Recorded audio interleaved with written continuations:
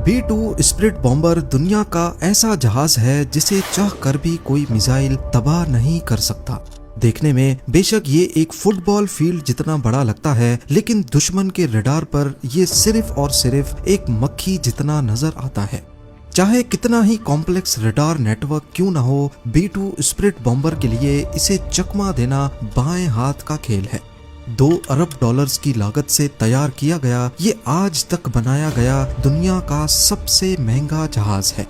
दूसरे जेट्स के मुकाबले में न सिर्फ खामोश बल्कि ये हीट सीकिंग मिसाइल्स के साथ साथ इंफ्रारेड गाइडेड मिसाइल्स को भी आसानी से धोखा दे सकता है। एक ऐसा जहाज जो चाहे तो दुनिया का नक्शा ही बदल सकता है। पर सोचने वाली बात यह है कि एक 52 मीटर चौड़ा जहाज आखिर रडार्स पर क्यों डिटेक्ट नहीं होता। इसमें ऐसी कौन सी साइंस है जिसे अमेरिका पिछले 37 ईयर्स से छुपा रहा है। ज़ेम टीवी की वीडियोस में एक बार फिर से खुशामदीद। नाजरीन, इस B-2 बॉम्बर को बनाने के पीछे एक ऐसा वाकया है जिसने दुनिया भर में अमेरिका का सर शर्म से झुका दिया था। 1 मई 1960 पाकिस्तान में पिशावर एयरबेस से अमेरिका का Lockheed U-2 aircraft take off करता है। ये CIA के एक सीक्रेट मिशन पर सोवियत यूनियन की जासूसी करने जा रहा था।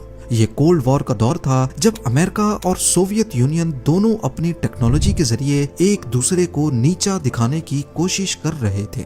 अमेरिका को घमंड था कि उसका U-2 Lockheed spy plane 80,000 feet पे फ्लाई कर सकता है और इतने हाई एल्टीट्यूड पे कोई उसका कुछ नहीं बिगाड़ सकता।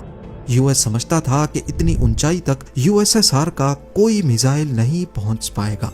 पर जैसे ही ये जहाज सोवियत यूनियन की टेरिटरी में घुसा तो रडार ने फौरन उसे डिटेक्ट कर लिया। पहले तो उन्होंने कई फाइटर जेट्स भेजे और कई मिसाइल्स लॉन्च किए, लेकिन वाकई इतनी ऊंचाई पर हिट करना उनके बस में नहीं था। लेकिन फिर सोवियत यूनियन की मिलिट्री ने अपने S-75 डिवीना मिसाइल को प्लेन पे लॉक करके फायर कर दिया। इस मिसाइल के बारे में अमेरिका को भी पता था, लेकिन उनका ख्याल था कि सोवियत का S-75 भी इतनी ऊंचाई तक नहीं पहुंच सकेगा। पर उसके बाद जो हुआ वो अमेरिका के वहमो गुमान में भी नहीं था। S-75 ने 80,000 फीट पे उड़ते हुए U-2 लॉकहीड को इंतहाई परफेक्शन से हिट किया।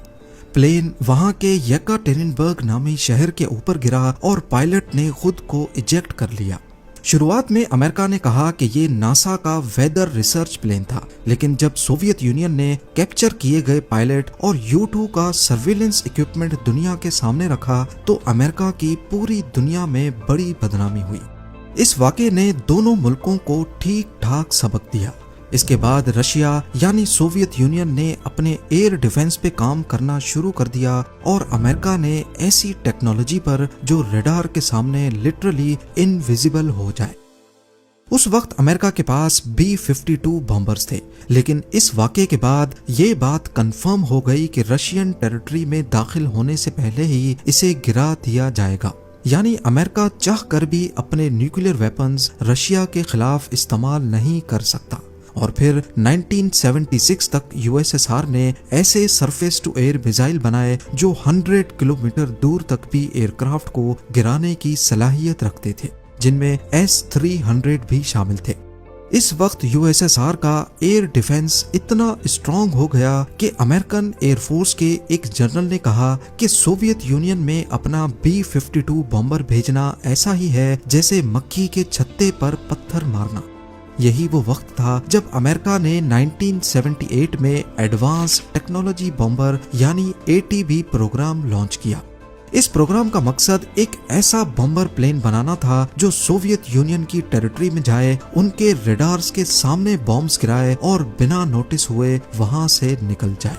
अमेरिका की ये तमाम रिक्वायरमेंट्स पूरी की B-2 बॉम्बर ने, जिसकी पहली फ्लाइट 1989 में हुई, लेकिन दुनिया को ये 1997 में दिखाया गया।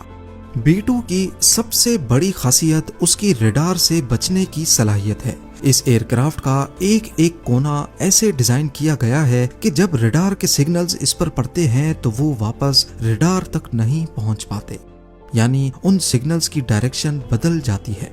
और इसी वजह से इसके डिजाइन में सिर्फ विंग्स हैं, ना फ्यूजलाज और ना ही टेल। नॉर्मल एयरक्राफ्ट्स में लगी ये वर्टिकल टेल फिन बड़ी आसानी से रडार में डिटेक्ट हो जाती है। एयर डिफेंस सिस्टम में लगे रडार्स का बहुत बड़ा नेटवर्क आपस में कनेक्टेड होता है और ये रडार्स आसमान में हर तरफ ऐसे सिग्नल्स भेजते हैं कि कोई एक कोना भी अनडिटेक्टेड ना रह जाए।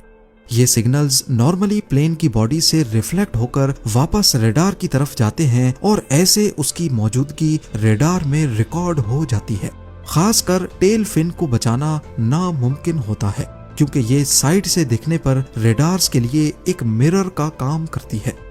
लेकिन B-2 स्पिरिट बॉम्बर की बॉडी ऐसे डिजाइन की गई है कि कहीं से भी रडार का सिग्नल आए तो वो टकराने के बाद उसी डायरेक्शन में रिफ्लेक्ट नहीं हो पाएगा और इसी वजह से इसमें टेल रखी ही नहीं गई। इसका जिग-जैग डिजाइन सिग्नल्स को बिल्कुल ऑपोजिट डायरेक्शन में डिफ्लेक्ट कर देता है। B-2 बॉम्बर की कामयाबी के पीछे सिर्फ इसका डिजाइन ही नहीं बल्कि एक ऐसी कोटिंग भी है जो 100% रडार के सिग्नल्स को अपने अंदर एब्जॉर्ब कर लेती है। यूएस ने एक ऐसी सीक्रेट कोटिंग बनाई है जिसकी डिटेल्स अभी तक दुनिया से छुपी हुई हैं और इसी कोटिंग की वजह से B-2 बॉम्बर रडार पर 100% इनविजिबल हो जाता है। इसका रडार क्रॉस सेक्शन हैरत अंगेज तौर पे सिर्फ 0.0001 स्क्वायर मीटर है, यानी इसे डिटेक्ट करने का मतलब है आसमान में किसी मक्खी को डिटेक्ट करना। कंपेयर किया जाए तो रडार पर B-52 बॉम्बर एक 2 बेडरूम फ्लैट जितना नजर आता है, F-15 एक छोटे कमरे जितना, JF-17 एक सिंगल बेड जितना और रफाएल एक बड़े तकिए जितना नजर आता है। यानी B-2 बॉम्बर इन सब से 10 गुना बड़ा होने के बावजूद रडार पर सिर्फ एक मक्खी जितना दिखता है। एविएशन सिक्योरिटी की दुनिया में इस टेक्नोलॉजी को स्टेल्थ कहा जाता है और इसकी बुनियाद B-2 बॉम्बर से ही रखी गई। B-2 स्पिरिट बॉम्बर में सिर्फ दुश्मन के रडार से बचने की काबिलियत ही नहीं बल्कि इसका लो हीट सिग्नेचर इंफ्रारेड और हीट सीकिंग मिसाइल्स को भी चकमा दे सकता है। नॉर्मली एयर डिफेंस सिस्टम्स में इंफ्रारेड सर्वेलेंस सिस्टम्स भी होते हैं। ये सिस्टम जेट के पीछे से निकलने वाली हीट को डिटेक्ट करके कंफर्म करते हैं और फिर मिसाइल सिस्टम उसी हीट सिग्नेचर पर लॉक किया जाता है। लेकिन B-2 बॉम्बर के इंजन इसकी बॉडी के अंदर छुपाए गए हैं। जेट इंजन में कंबस्शन होने के बाद गर्माइश डायरेक्टली बाहर नहीं निकलती बल्कि पहले उसे बाहर की ठंडी हवा के साथ मिक्स किया जाता है, जिसकी वजह से B-2 बॉम्बर अपने पीछे कोई हीट सिग्नेचर नहीं छोड़ता और यही चीज B-2 को दुनिया का सबसे कम हीट सिग्नेचर छोड़ने वाला एयरक्राफ्ट बनाती है।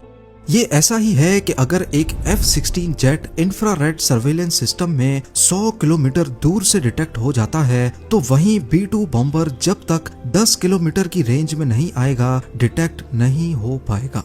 पर ये इतना नीचे उड़ता ही नहीं जो कभी इंफ्रारेड रडार पर भी डिटेक्ट हो सके। B-2 बॉम्बर हैरत अंगेज तौर पे 15,000 मीटर या फिर 50,000 फीट्स पे उड़ने की काबिलियत रखता है। इतनी ऊंचाई पर उड़ने की वजह से ये ना सिर्फ इंफ्रारेड रडार से बच सकता है बल्कि ऊपर एटमॉस्फेयर पतला होने के बायस जहाज पर ड्रैग कम पड़ता है और फ्यूल एफिशिएंसी बेहतर हो जाती है, जिसकी वजह से ये और ज्यादा डिस्टेंस ट्रेवल कर सकता है। अपने फुल टैंक में B-2 बॉम्बर 11,000 किलोमीटर का डिस्टेंस बड़ी आसानी से तय कर सकता है। अब यहाँ आपको लग रहा होगा कि इसका रडार और इंफ्रारेड सर्वेलेंस सिस्टम पे नजर ना आना शायद यही इसकी खास बात है, लेकिन नहीं। B-2 बॉम्बर को असल स्टेल्थ बॉम्बर बनाता है इसका ECM यानी इलेक्ट्रॉनिक काउंटर मेजर्स। B-2 के अंदर हाई टेक ECM सिस्टम्स लगे हुए हैं जो पहले ये देखते हैं कि दुश्मन के रडार की क्या फ्रीक्वेंसी है, फिर उसी फ्रीक्वेंसी पे झूठे सिग्नल्स भेजते हैं जिससे रडार पर B-2 की गलत लोकेशन शो होती है या फिर 20 अलग अलग लोकेशंस पर B-2 नजर आने लगता है जबकि असल में वो सिर्फ एक जगह ही होता है। ये सिस्टम रडार के सिग्नल को रिकॉर्ड करता है और उसे मॉडिफाई करके वापस भेज देता है। रडार को लगता है कि ये सिग्नल जेन्युइन है पर असल में वो झूठ होता है। और सबसे मजे की बात, ये ECM सिर्फ उसी रडार को गलत सिग्नल भेजता है जिसने उसे डिटेक्ट किया हो, ताकि दुश्मन को लगे कि शायद रेडार में कोई नॉइज या एरर आया है। अगर तमाम ही रेडार्स में गलत सिग्नल भेजे जाएंगे तो दुश्मन को शक हो सकता है। B-2 बॉम्बर की बॉडी में ज्यादातर कार्बन ग्रेफाइट कंपोजिट मटेरियल का इस्तेमाल हुआ है। इस जहाज को टुकड़ों में बनाया गया और फिर इस तरह जोड़ा गया जैसे स्विस वॉच मेकर हर पुर्जे को पूरी परफेक्शन से जोड़ता है। अब आते हैं इसके पे लोड पर। यह हैरानकुन तौर पे 18,000 केजी का बारूदी मवाद उठा सकता है, यानी करीब 15 गाड़ियों का लोड। ये अपनी बेली के अंदर 80 जेडएम्स छुपा सकता है, जो कि जीपीएस गाइडेड बॉम्ब्स होते हैं, 16 B-83 न्यूक्लियर बॉम्ब्स और 16 AGM-158 जैसम मिसाइल्स, जो कि स्टेल्थ क्रूज मिसाइल्स होते हैं। ये बॉम्ब्स B-2 के इंटरनल बे के अंदर फिट किए जाते हैं और दरवाजा बंद हो जाता है ताकि फ्लाइट के दौरान स्टेल्थ बरकरार रहे।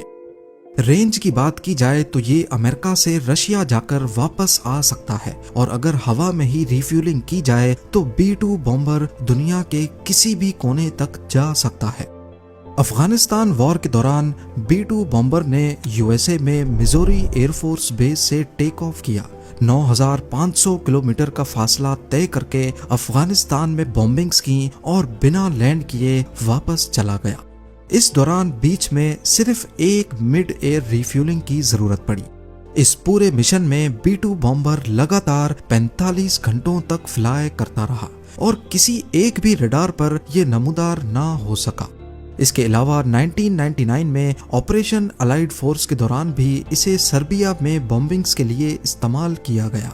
2003 में ऑपरेशन इराक फ्रीडम और 2011 में ऑपरेशन ओडेसी डॉन में भी B-2 ने लीबिया में बॉम्बिंग्स की।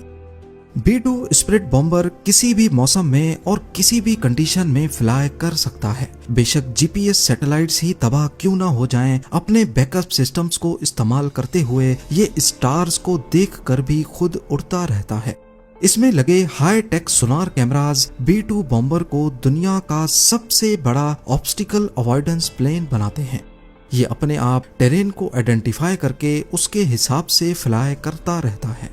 अब क्योंकि ये एक बहुत बड़ा विंग है और इसमें कोई टेल, रडर या एलिवेटर नहीं होते, तो इसकी स्टेबिलिटी इतनी परफेक्ट नहीं है कि पायलट इसे बिना कंप्यूटर की मदद के उड़ा सके। इसमें लगा है दुनिया का सबसे कॉम्प्लेक्स कंप्यूटर सिस्टम, जो हर वक्त इसकी रोल और पिच मूवमेंट को एडजस्ट कर रहा होता है। पायलट सिर्फ कंप्यूटर को कमांड देता है कि टर्न करना है, उसके बाद कंप्यूटर खुद ही जहाज को पायलट की जरूरत के मुताबिक टर्न करता है। अब जाहिर है इतना एडवांस्ड और दुनिया का सबसे सिक्योर्ड प्लेन काफी महंगा भी होगा। आज तक सिर्फ 21 B-2 बॉम्बर्स ही तैयार किए गए हैं और सिर्फ एक जहाज 2 अरब डॉलर्स की लागत से तैयार किया गया है, यानी काफी कंट्रीज की जीडीपीज B-2 बॉम्बर की कीमत से कम है। ये सारे जहाज सिर्फ अमेरिका के पास हैं और अभी तक अमेरिका का ये टेक्नोलॉजी बेचने का कोई इरादा नहीं है। इसके अलावा फ्यूल की भूख ऐसी कि सिर्फ 1 घंटे में ये $1.5 लाख का फ्यूल पी जाता है। वहीं एक नॉर्मल कमर्शियल जेट 1 घंटे में $10,000 का फ्यूल पीता है। B-2 बॉम्बर की मेंटेनेंस भी किसी आम जहाज से बहुत अलग है। हर फ्लाइट के बाद पूरे जहाज को सॉफ्ट वॉश किया जाता है और इस पर दोबारा से सीक्रेट स्टेल्थ कोटिंग की जाती है। पूरी बॉडी के हर कोने का चेकअप होता है कि कहीं कोई छोटा सा भी सुराख या डेंट तो नहीं है, क्योंकि अगर इसकी बॉडी में एक मच्छर जितना भी डेंट पड़ गया तो ये अपनी स्टेल्थ बरकरार रखने की काबिलियत खो सकता है। उम्मीद है ज़ेम टीवी की ये वीडियो भी आप लोग भरपूर लाइक और शेयर करेंगे। आप लोगों के प्यार भरे कमेंट्स का बेहद शुक्रिया। मिलते हैं अगली शानदार वीडियो में।